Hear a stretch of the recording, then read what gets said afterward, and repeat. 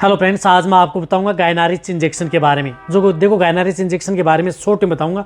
इसके अंदर साल्ट आता है बुस्टेरिन एसीटेट। बहुत इस तरह कमेंट्स कर रहे थे कि सर गायनारिच इंजेक्शन के बारे में हमें सरल भाषा में बताएं। पशुपालक भी कमेंट्स कर रहे थे कि सर कई बार पशुओं में इस तरह की दिक्कतें हो जाती है, तो उसमें गायनारिच इंजेक्शन लगाना सही है या नहीं। तो आज की वीडियो के अंदर मैं आपको शॉर्ट में बताऊँगा, सही जानकारी दूंगा कि आप इस तरीके से यदि आप उपयोग करेंगे, यानी किस किस तरीके में, किस तरह की स्थिति में आप इस इंजेक्शन का उपयोग करते हैं, तो आपके पशु में बेटर रिजल्ट मिलता है।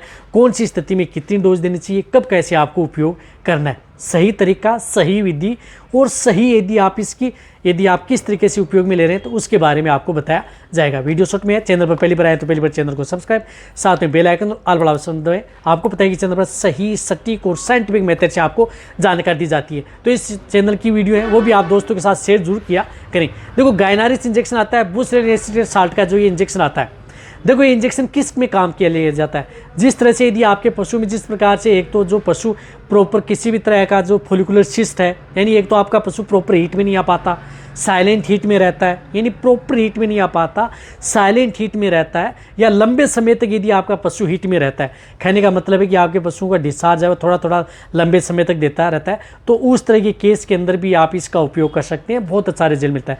या यदि आपका पशु हीट में नहीं आ पाता, पशु बिल्कुल भी हीट में नहीं आ पाता, या किसी तरह की कोई सिस्ट है, जैसे फोलिकुलर सिस्ट हुई या अदर कोई इस तरह की सिस्ट बनी हुई है जिसकी वजह से पशु हीट में नहीं आ पाता है, तो ये आपके पशु को हीट में लाने का इंजेक्शन है। साथ में आपके पशु को गर्भ ठहराने का भी इंजेक्शन है। दोनों काम करता है, यानी आपके पशु को हीट में भी लाने का काम करता है, साथ में आपके पशुओं को गर्भ ठहराने यानी कंसीव होने के चांस भी इस इंजेक्शन से बने रहते हैं। लेकिन दोनों स्थिति में इसकी डोज अलग अलग दी जाती है।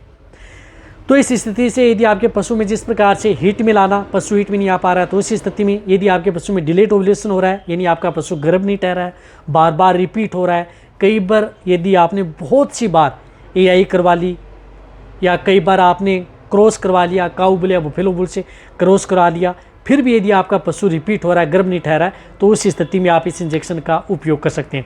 तो सबसे पहले यदि आप अपने पशु को हीट में लाने के लिए, यदि जो पशु हीट में नहीं आ पा रहा है, तो उस स्थिति में आपको ये 5 ml यानी 5 ml ये इंजेक्शन इंट्रामस्कुलर या इंट्रावेनस, उस स्थिति में 5 ml इस इंजेक्शन की डोज लगती है। तो वहाँ पर आपको 5 ml लगाएंगे, तभी आपका पशु हीट में आ पाएगा।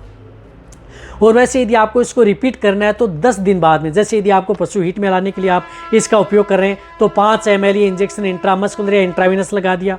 फिर यदि पशु हीट में नहीं आ पा रहा है तो 10 दिन का वेट करें। 10 दिन बाद में आप इस इंजेक्शन को 5 ml आपको इसकी डोज लगानी है।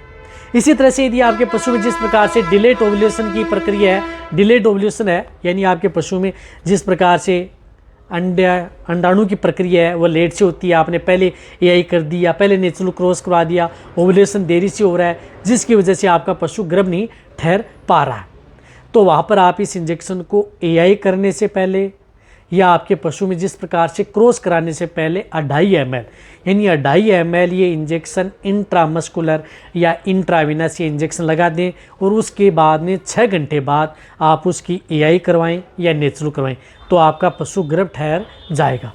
तो उस स्थिति में आपको इसकी डोज 2.5 ml से ज़्यादा आपको नहीं लगानी है। इस बात का आपको ध्यान में रखना है जब पशु आपका हीट में आ जाता है, जब आप एआई या नेचुरल कराते हैं, या जब आप एआई करवाते हैं, नेचुरल करवाते हैं, तो उसी समय भी आप इस इंजेक्शन का उपयोग कर सकते हैं, यानी उसी समय भी आप इस इंजेक्शन को लगा सकते हैं। तब भी आपके पशु में कंसीव होने के चांस ज़्यादा बने रहते हैं। बस इस स्थिति में इस इंजेक्शन का उपयोग किया जाता है, जो मैंने आपको सरल भाषा में बता दिया। रही बात ये इंजेक्शन कभी भी आपका पशु जैसे प्रेग्नेंट है, ज्ञाबिन है, तो इस स्थिति में आप इस इंजेक्शन को, ज्ञाबिन पशु में आप इस इंजेक्शन का उपयोग न करें। इस इंजेक्शन का वैसे दूध व मीट में इसमें कोई असर नहीं रहता है। तो आप अच्छी तरह समझ गए होंगे कि गायनारिच इंजेक्शन है, जहाँ तक हो सकता है मैंने सरल भाषा में बताने की कोशिश की है शॉर्ट में। तो इस स्थिति में ये इंजेक्शन पशु में उपयोग किया जाता है। तो ऐसा नहीं है कि आप इस इंजेक्शन को आप लगातार लगाएं, जो मैंने आपको बताया उसी स्थिति से आप इस इंजेक्शन को लगाएं। जितना हो सकता है शेयर कर दें। इसी तरह से वीडियो देखते रहें। थैंक्स।